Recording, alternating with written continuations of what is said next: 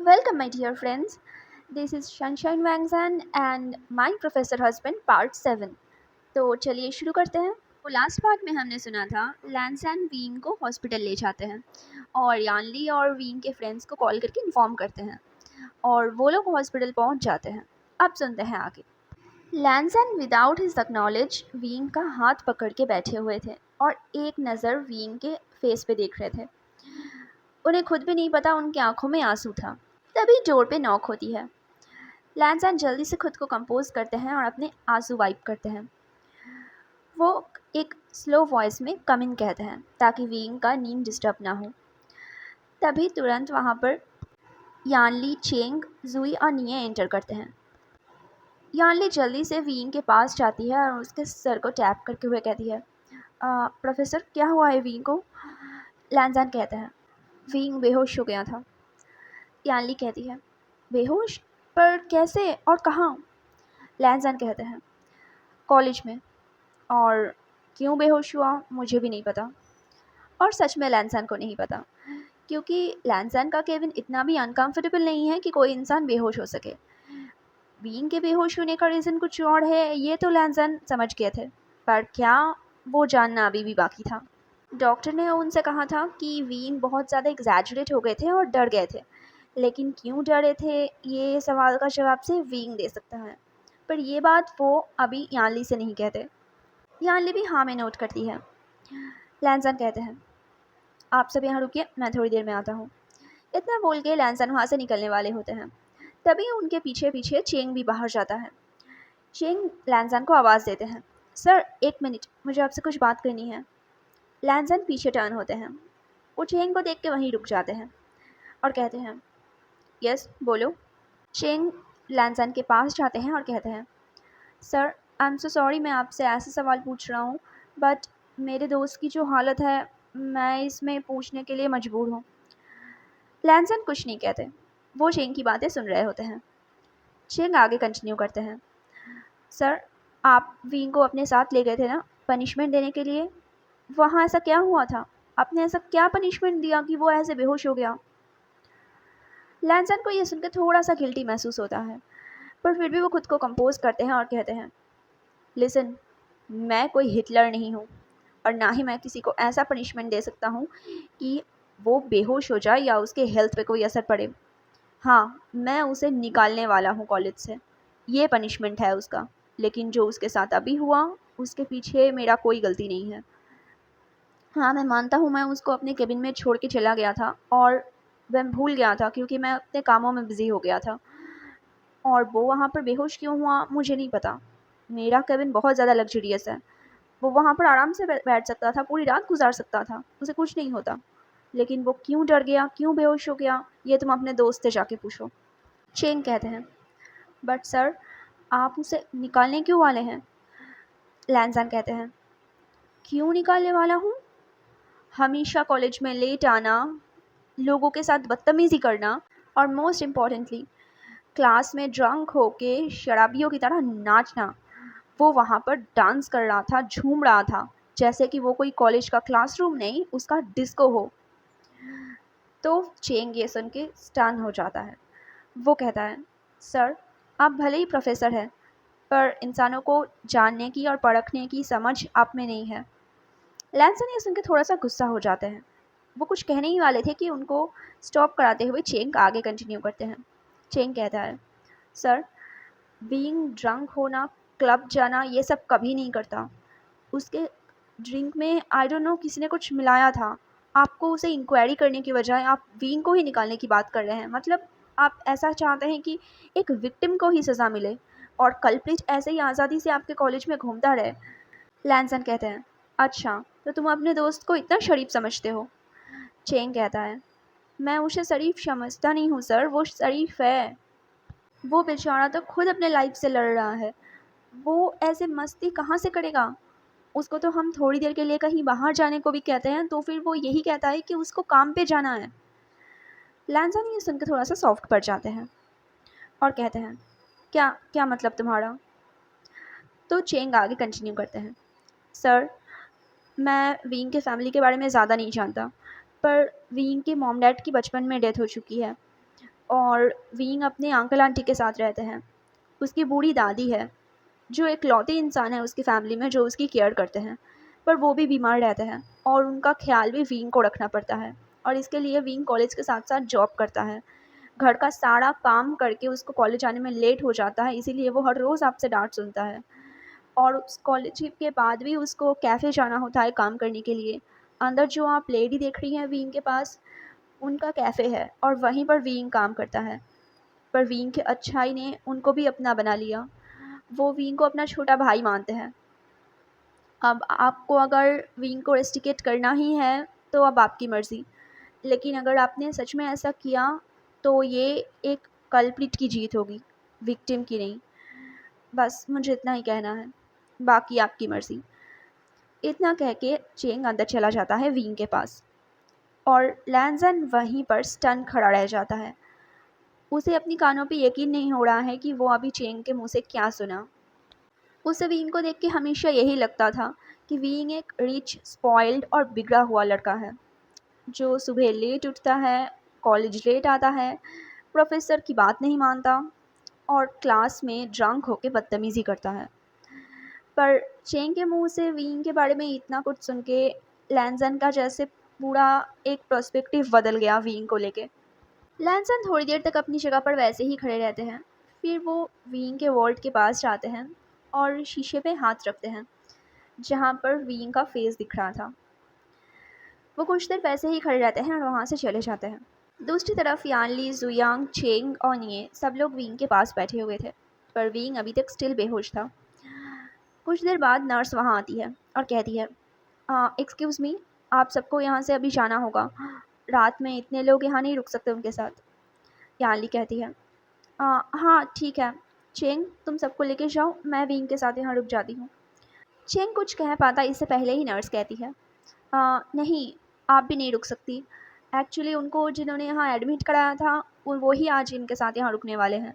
उन्होंने अभी रिसेप्शन पे हमको इन्फॉर्म किया है और वो अभी डॉक्टर से बात करके बस अभी आने वाले हैं, तो आप सबको अभी जाना होगा। यानली के फेस पे इस वक्त कोई एक्सप्रेशन नहीं था, लेकिन चेंग, जुयांग, निये और तीनों के फेस पे एक शॉकिंग एक्सप्रेशन था।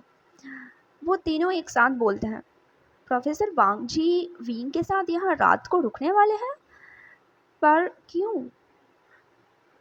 तो यानली कहती है, मे बी वो उनके स्टूडेंट हैं और वो बीमार है, वही उन्हें यहाँ लेके आए थे, तो शायद इसीलिए। कोई बात नहीं, चलो हम सब चलते हैं। इतना बोल के यानली वहाँ से निकल जाती है। उसके पीछे पीछे चेंग, जुयांग और निये भी निकल जाता है। थोड़ी देर बाद लांजान उस कमरे में एंटर करते हैं। उनके हाथ में कुछ पैकेट्स थे। वो उन्हें डेस्क पे रखते हैं और एक सोफे में जाके बैठ जाते हैं। उनकी नज़र बस विंग के फेस पे टिकी हुई थी। वो एक गहरी सोच में डूबे हुए थे। उन्हें खुद नहीं पता इस वक्त वो क्या महसूस कर रहे हैं, क्या फील कर रहे हैं। वो सैड है, वॉरिड है, उन्हें खुद भी समझ नहीं आ रहा था। विंग के फेस पे एक टक देखते हुए लैंसन अपने मन ही में कहते हैं, अगर तुमने जानबूझ के ड्रिंक नहीं किया तो फिर वो कौन है जो तुम्हें ड्रंक करा के कॉलेज से निकलवाना चाहता है? ठीक है, मैं पता लगा ही लूँगा। इतना बोल के लैंसन चुप हो जाते हैं। कुछ देर बाद उनकी आंख लग जाती है। वो वहीं सोफे पे बैठे बैठे सो जाते हैं। अब रात के 12:30 बज रहे हैं। विंग धीरे धीरे होश में आ रहा होता है। उसकी सर पे एक शार्प पेन हो रही होती है जो उस ड्रग की वजह से है। विंग धीरे धीरे अपनी आंखें खोलता है, पर उसकी आंखों के सामने इस वक्त सब कुछ बहुत ब्लर था। वो अपना सर को एक हाथ से पकड़ता है और एक हाथ से वो खुद को बैलेंस करके उठने की कोशिश करता है। वो अपने आसपास देखता है, पर वो अपनी आसपास की जगह को रिकॉग्नाइज़ नहीं कर पाता। ऑब्वियसली उसको नहीं पता कि वो हॉस्पिटल में है। उसे बहुत अजीब सा फील हो रहा होता है। वो अपने आसपास देखता है तो उसे एक डेस्क पे पानी की जार और एक ग्लास दिखती है। वो पानी लेने की कोशिश कर ही रहा होता है, बट उसका हाथ बहुत ज़्यादा शिवर करने की वजह से वो ग्लास उसके हाथ से गिर जाता है और टूट जाता है। ग्लास को गिर के टूटने की साउंड की वजह से लैंसन की भी आंखें खुल जाती है। वह तुरंत उठता है और विंग को देखता है। विंग इस वक्त बैठा हुआ था। विंग ने अभी तक लैंसन को नोटिस नहीं किया होता है। लैंसन भाग के विंग के पास जाते हैं और कहते हैं, तुम ठीक हो ना? तुम्हें होश आ गया? लैंसन को अपने सामने देख के विंग थोड़ा सा घबरा जाते हैं और कहते हैं, सर आप, आई एम सो सॉरी, मैंने वो क्लास। लैंसन विंग को शांत कराते हुए कहते हैं, इट्स ओके, शांत हो जाओ, कुछ नहीं हुआ है। लैंसन की इतनी सॉफ्ट वॉइस सुन के विंग भी शांत हो जाते हैं। विंग धीरे से पूछते हैं, सर हम अभी कहाँ हैं?" लैंसन कहते हैं, तुम बेहोश हो गए थे, इसलिए मैं तुम्हें हॉस्पिटल लेके आया हूँ। तुम्हारे दोस्त भी तुमसे मिलने आए हुए थे, पर वो चले गए। विंग सर को झुका लेता है और कहता है, ओह अच्छा। लैंसन कहते हैं, लेकिन विंग, तुम बेहोश कैसे हो गए थे? तुम्हें मैं अपने केबिन में छोड़ के गया था, पर मैं जब वापस आया तुम बेहोश मिले मुझे। विंग कहता है, मुझे डर लगता है। लैंसन कहते हैं, डर? पर किस बात से? तो विंग कहता है, मुझे बंद अंधेरे कमरे से डर लगता है। लैंसन कहते हैं, बंद कमरे से डर? मैं कुछ समझा नहीं। विंग कहते हैं, वो मैं, इतना बोल के वो सर को झुका लेते हैं और चुप हो जाते हैं। लैंसन समझ जाते हैं कि विंग ये बताने में थोड़ा सा अनकंफर्टेबल है। वो कहते हैं, इट्स ओके, तुम्हें नहीं बताना है तो कोई बात नहीं, तुम अभी रेस्ट करो। नहीं, एक मिनट, तुम पहले कुछ खा लो, तुमने शायद सुबह से कुछ नहीं खाया होगा। मैं तुम्हारे लिए पॉरिज लेके आया हूँ, पहले खा लो, उसके बाद तुम्हें मेडिसिन लेना है, फिर सो जाना। सुबह तुम्हें डिस्चार्ज मिल जाएगी, मेरी डॉक्टर से बात हो गई है। विंग कहते हैं, थैंक यू सर, पर आई एम सॉरी, मुझे कुछ नहीं खाना, आप आप खा लीजिए। लैंसन कहते हैं, विंग, ये मत समझना कि मैं तुमसे अभी गुस्सा नहीं हूँ, तुम हॉस्पिटल में हो इसलिए मैं तुमसे पोलाइटली बिहेव कर रहा हूँ। चुपचाप खाना खाओ, खा के रेस्ट करो। विंग कुछ नहीं बोलते, बस ऐसे ही सर झुका के बैठे रहते हैं। अब लैंसन खुद ही आगे जाके टेबल से पॉरिज का पैकेट लेते हैं और उसे निकाल के विंग को खिलाने के लिए आगे बैठते हैं। लैंसन पॉरिज का बॉक्स ओपन करते हैं और एक स्पून पॉरिज लेके विंग के फेस के पास ले जाते हैं, पर विंग अभी तक सर झुका के बैठा हुआ था। लैंसन कहते हैं, विंग, मुंह खोलो अपना। वो एक स्पून विंग के लिप्स के पास ले जाते हैं। विंग अनोइंगली अपने फेस को थोड़ा सा रेस करते हैं और अपना मुंह खोलते हैं। लैंसन जैसे ही विंग को एक स्पून खिलाते हैं, विंग को बहुत अजीब सा टेस्ट लगता है। वो उसको जैसे तैसे शैलो डाउन करता है और कहता है, ये कैसा अजीब सा टेस्ट है सर, आप क्या मुझसे अब ऐसे बदला लेंगे? लैंसन कहते हैं, विंग, तुम अभी हॉस्पिटल में हो, बीमार हो, तुम्हें ऐसे ही पॉरेज खाना होगा, मैं कोई बदला नहीं ले रहा तुमसे। विंग कहते हैं, thank you so much sir, पर आप मुझ पे दया कीजिए, मुझसे ये नहीं खाया जाएगा। ये एक काम कीजिए, आप खा लीजिए मेरी तरफ से, मैं भूखा ही ठीक हूँ। लैंसन कहते हैं, विंग, बच्चों जैसे बिहेव मत करो, चलो मुंह खोलो अपना। विंग कहते हैं, नहीं सर प्लीज़, मुझसे वॉमिट हो जाएगी, मैं नहीं खा सकता। लैंसन कहते हैं, सोच लो, या तो पॉरेज या तो रेस्टिकेशन। अब विंग चुप पड़ जाते हैं और लैंसन चुपचाप वहीं पर बैठ के कामली विंग को पॉरेज खिलाने लगते हैं। Wing little bit slow eater होते हैं, तो लैंसन को विंग को पूरा पॉरेज खिलाने में ऑलमोस्ट 1 घंटा लग जाता है।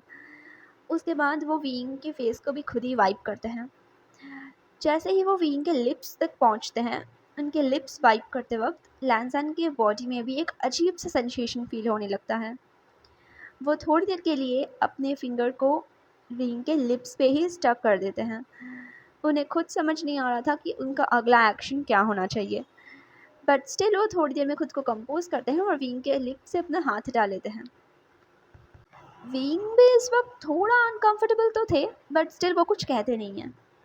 आफ्टर दैट वो विंग को मेडिसिन देते हैं और उन्हें वहाँ पर लेटाते हुए एक ब्लैंकेट से उन्हें कवर कर देते हैं और कहते हैं, तुम अब आराम से सो जाओ, सुबह तुम्हें डिस्चार्ज मिल जाएगा, फिर मैं तुम्हें घर छोड़ दूँगा, तुम्हें 1-2 दिन कॉलेज आने की ज़रूरत नहीं है, तुम घर पे रेस्ट करो और उसके बाद कॉलेज ज्वाइन करना। विंग अब धीरे से कहते हैं, पर सर आप तो मुझे निकालने वाले थे ना, आपने कहा था। तो लैंसन कहते हैं, निकालूंगा, पर पहले पूरी इंक्वायरी करने के बाद। अगर वाकई में मुझे पता चल गया कि तुमने ही ये सब कुछ किया है, जानबूझ के ड्रिंक होके तुमने कॉलेज में बदतमीज़ी की है, तो ज़रूर निकालूंगा। पर अगर ये किसी की साजिश हुई और किसी ने तुम्हें फंसाने के लिए ये सब कुछ किया है, तो उसके लिए मुझसे बुरा कोई नहीं होगा। ये बोलते वक्त लैंसन की वॉइस बहुत ज़्यादा डिटरमाइंड साउंड कर रही थी। वीन को खुद भी पता नहीं चल रहा था, पर वीन को ये सब सुन के अच्छा लग रहा था। अब हमें दूसरे दिन मॉर्निंग का सीन दिखाया जाता है। वीन को हॉस्पिटल से डिस्चार्ज मिल चुका है। लैंसन वीन को सहारा देके बाहर लाते हैं।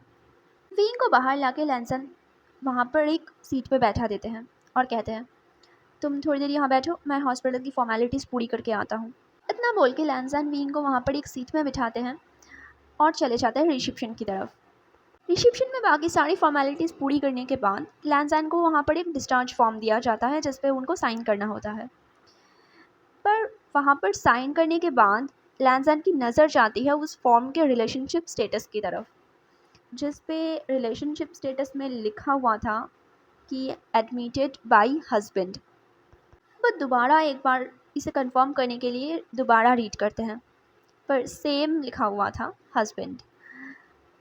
एक बार वो उस वर्ड की तरफ देखते हैं और दूसरी तरफ वो एक बार अपने साइन की तरफ देखते हैं। उन्होंने साइन करते वक्त इस बात पे ध्यान नहीं दिया था कि रिसेप्शनिस्ट ने गलती से वहाँ पर रिलेशनशिप स्टेटस में हस्बैंड डाल दिया है। वो गुस्से में रिसेप्शनिस्ट की तरफ देखते हैं और कहते हैं, यहाँ पर हस्बैंड किसने लिखा, मैं उसका हस्बैंड नहीं हूँ। तो रिसेप्शनिस्ट कहते हैं, I am so sorry sir, actually आप ही उन्हें कल यहाँ लेके आए थे, एडमिट किया और फिर पूरी रात आप उनके साथ उनके केबिन में थे, तो हमें लगा कि आप शायद उनके हस्बैंड। रिसेप्शनिस्ट कुछ और कह पाता उससे पहले ही लैंसन उन्हें एक डेथ क्लियर देते हैं और कहते हैं, खुद से सोचने से पहले लोगों से पूछ लिया कीजिए, आप एक ऑफिशियल फील्ड पे हैं, थोड़ा सा प्रोफेशनलिज्म दिखा देंगे तो आपका कुछ बिगड़ नहीं जाएगा। इतना बोल के वो वहाँ से गुस्से में वहाँ से निकल जाते हैं और वीन के पास जाते हैं। पर वीन के पास कम्प्लीटली पहुँचने से पहले वो खुद को काम करते हैं, बिकॉज वो इस वक्त वीन को अपना एंग्री वाला चेहरा नहीं दिखाना चाहते। लैंसन वीन के पास पहुँचते हैं और कहते हैं, मेरा हो गया, अब चले। वीन कहते हैं, यस सर। सर एक मिनट। लैंसन वीन की आवाज़ सुन के रुक जाते हैं। वीन कहता है, सर आपको मुझे घर छोड़ने की ज़रूरत नहीं है, मैं खुद चला जाऊँगा। लैंसन अब वीन के थोड़ा और पास आते हैं और उनके दोनों शोल्डर से पकड़ते हुए कहते हैं, तुम्हें पता भी है तुम इस वक्त कितना वीक हो, तुमसे अकेले खड़ा तक नहीं हुआ जा रहा और तुम कह रहे हो कि तुम अपने घर अकेले जा सकते हो, सीरियसली। वीन कहते हैं, नहीं सर वो बात नहीं है, पर बस। वीन आगे कुछ कह नहीं पाता। एक्चुअली वीन को वॉरिड होता है कि अगर मैडम यू ने लैंसन को वीन के साथ देख लिया तो वो पक्का कोई ना कोई बात बनाएंगे, और अगर किन ने देख लिया तब तो हंगामा होना पक्का है। ऐसा नहीं है कि वीन उनसे डरते हैं, पर इस वक्त वीन की जो हेल्थ कंडीशन है वो इस वक्त एनर्जी में नहीं है कि वो उन लोगों से लड़ सके या बहस कर सके, इसीलिए वो नहीं चाहते कि लैंसन उनके साथ जाए। पर लैंसन कहाँ मानने वाले हैं। जब लैंसन को वीन से कोई जवाब नहीं मिलता तो लैंसन वीन से कहता है, वीन मैं तुमसे सजेशन नहीं मांग रहा हूँ, मैं ये कह रहा हूँ कि मैं तुम्हारे घर छोड़ने जाऊँगा एंड दैट्स फाइनल, अब तुम मेरे साथ चलो। इतना बोल के लैंसन वीन का हाथ पकड़ लेते हैं और उन्हें लेके हॉस्पिटल से बाहर जाने लगते हैं। वीन की नज़र बस एक टक अपने हाथ पे थी जिसको इस वक्त लैंसन ने थाम रखा था। वीन को एक अजीब सा फीलिंग हो रहा था, पर उस फीलिंग का नाम क्या है वीन को खुद को भी नहीं पता। और लैंसन भी अनजाने में वीन पे जो हक जता रहे थे, इस बात का एहसास लैंसन को भी नहीं था। दोनों लैंसन के कार के पास आके खड़े होते हैं। लैंसन अपनी कार का डोर ओपन करता है वीन के लिए और उन्हें पोलाइटली वहाँ उन्हें अंदर बैठा देता है। फिर वो दूसरी तरफ आके खुद भी कार में एंटर करते हैं। वो बैक सीट में वीन के रिपोर्ट्स और मेडिसिन को ड्रॉप कर देते हैं और कहते हैं, वीन अपना सीट बेल्ट लगाओ। विंग भी हाँ में नोट करते हैं। वो कोशिश तो बहुत कर रहे होते हैं, पर सीट बेल्ट अटक गया था या उसे शायद लगाना नहीं आता। बहुत देर तक कोशिश करने के बाद भी जब विंग से नहीं हो पा रहा था, तो लैंसन खुद ही आगे आते हैं। लैंसन अपना सीट बेल्ट निकालते हैं और विंग के क्लोज आके उनका सीट बेल्ट लगाने लगते हैं। बट इन सीट बेल्ट लगाने के चक्कर में वो दोनों कब इतने क्लोज आ चुके हैं उनको खुद को नहीं पता। सीट बेल्ट लगाना हो जाने के बाद जब लैंसन उठ के अपने सीट की तरफ जाने वाले होते हैं, तो उनका लिप्स गलती से विंग के लिप से टकरा जाती है, क्योंकि वो दोनों इस वक्त एक्सट्रीम क्लोज होते हैं। दोनों की धड़कनें इस वक्त बुलेट ट्रेन से भी ज़्यादा फास्ट चल रही होती है। वैसे देखा जाए तो ये कोई किस नहीं है, ये बस लिप्स का टच हो जाना एक क्विक पिक की तरह है, पर स्टिल दिल तो दिल है जो कि मानता नहीं। इस वक्त इन दोनों को अपने ख्यालों का, अपने एहसास का, अपनी फीलिंग्स का किसी बात का एहसास नहीं है। दोनों के लिए अपनी अपनी दुनिया थम सी गई है। पीछे से एक कार आके हॉर्न बजाती है, एज ऑलवेज रॉन्ग टाइमिंग। पर इस आवाज़ से दोनों अपने सेंस में वापस आते हैं। लैंसन तुरंत खुद को कंपोज करते हैं और खुद के सीट पे जाके बैठ जाते हैं, अपना सीट बेल्ट लगाते हैं और कार को स्टार्ट कर देते हैं। दोनों इस वक्त एम्बैरेसमेंट के चक्कर में कुछ नहीं बोल रहे होते हैं। पूरे रास्ते दोनों साइलेंट बैठे होते हैं। कुछ देर ड्राइव करने के बाद लैंसन कहते हैं, विंग, वैसे तुम्हारा घर कहाँ है? मुझे एड्रेस नहीं पता। विंग कहते हैं, सर, आपने मेरी पूरी कुंडली पता कर ली। आपको ये पता है कि मैं एक स्पॉइल्ड किड हूँ, आपको ये पता है कि मैं बदतमीज़ हूँ, मैं ड्रंक हूँ, मैं सुबह कॉलेज लेट उठने की वजह से आता हूँ। तो फिर आपको मेरा एड्रेस कैसे नहीं पता? मुझे लगा कि आपने तो मेरे बारे में सारा रिसर्च कर रखा होगा। विंग की ये बात सुन के लैंसन को एक जैसे काइंड ऑफ टोंट की तरह साउंड करता है। वो अपनी आईब्रो रेस करते हैं और विंग की तरफ देखते हैं और कहते हैं, विंग, तुम मुझे टोंट कर रहे हो? विंग कहते हैं, नहीं सर, आप मेरे प्रोफेसर हैं, मैं ऐसी ज़रूरत कैसे कर सकता हूँ? लैंसन कहते हैं, अब चुपचाप बताओ तुम्हारा एड्रेस क्या है, मुझे तुम्हें घर छोड़ के अपने घर भी जाना है। विंग कहते हैं, ओके सर, मैं बता देता हूँ, बट स्टिल मैं आपसे यही कहूँगा कि प्लीज़ आप मुझे घर छोड़ने मत आइए, मैं खुद चला जा सकता हूँ, आप मुझे कोई टैक्सी में बिठा दीजिए। लैंसन कहते हैं, विंग, मुझे बातों को रिपीट करना पसंद नहीं है। अगर मैंने तुमसे कहा है कि मैं तुम्हें घर छोड़ने जाऊँगा, दैट मीन्स मैं जाऊँगा। चुपचाप अपना एड्रेस दो। अब विंग के पास भी बोलने के लिए कुछ नहीं रहता। विंग चुपचाप उन्हें अपना एड्रेस बता देते हैं। लैंसन उसी ओर ड्राइव करने लगते हैं। थोड़ी देर बाद लैंसन विंग के बताए हुए एड्रेस पे पहुंच जाते हैं। विंग के घर में एंटर करते ही लॉन में मैडम यू पहले से ही बैठी हुई होती हैं। कार का हॉर्न सुन के वो अलर्ट होती हैं और उसी डायरेक्शन में देखती हैं जहाँ से लैंसन की कार मेंशन में एंटर कर रही होती है। लैंसन की इतनी एक्सपेंसिव कार अपने मेंशन में एंटर करता देख मैडम यू की आईज स्पार्कल करने लगती है। वो तुरंत उठ के खड़ी हो जाती है। थोड़ी देर बाद लैंसन अपने कार से बाहर निकलते हैं। ये देख के मैडम यू और ज़्यादा खुश और एक्साइटेड हो जाती है, क्योंकि लैंसन जैसा हैंडसम और कूल गाय उन्होंने शायद ही पहले कभी देखा होगा। पर अनफॉर्चुनेटली दूसरे ही पल उनको देखने को मिलता है कि लैंसन कार के दूसरी तरफ आके कार का डोर ओपन करते हैं और विंग को वहाँ से निकालते हैं। ये देख के मैडम यू की पूरी बॉडी में जैसे आग लग गई हो।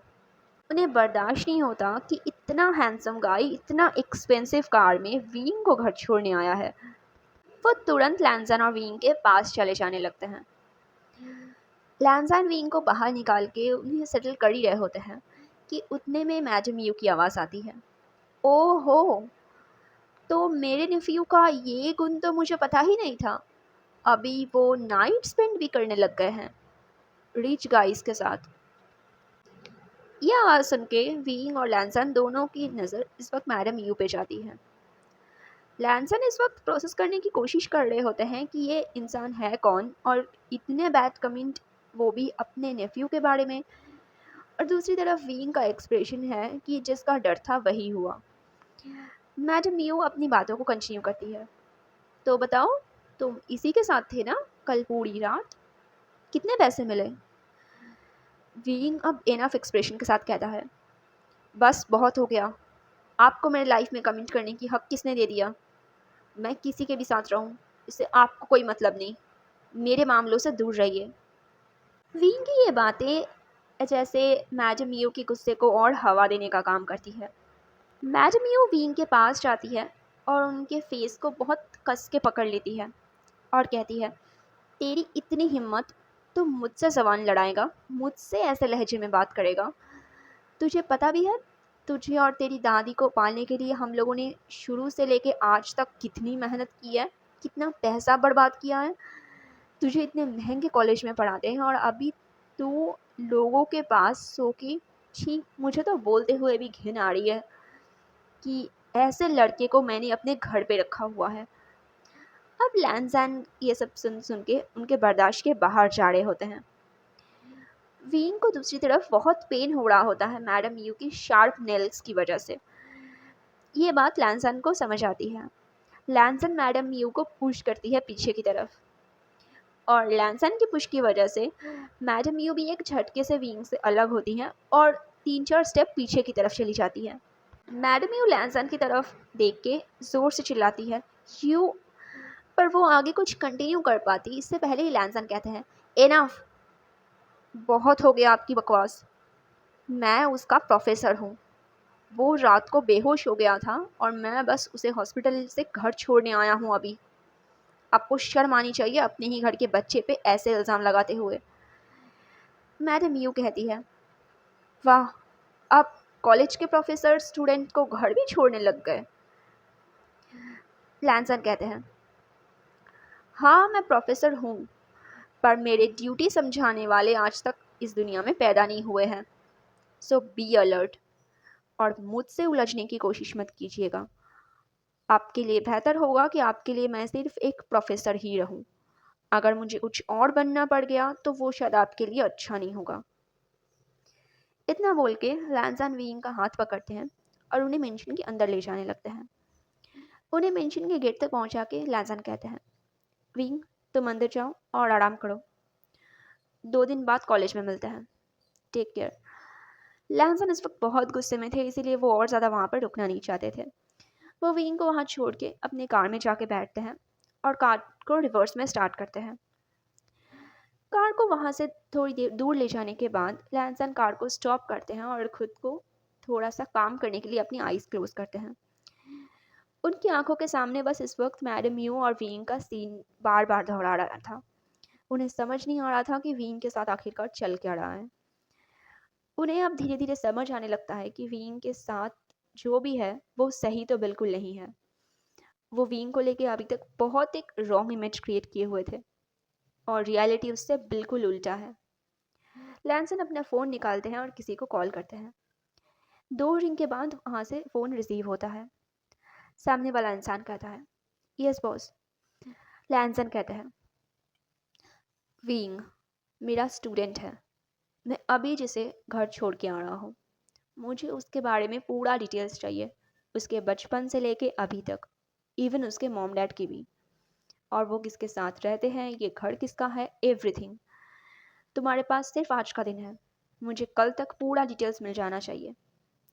सामने वाला इंसान कहता है, यस बॉस, आई विल।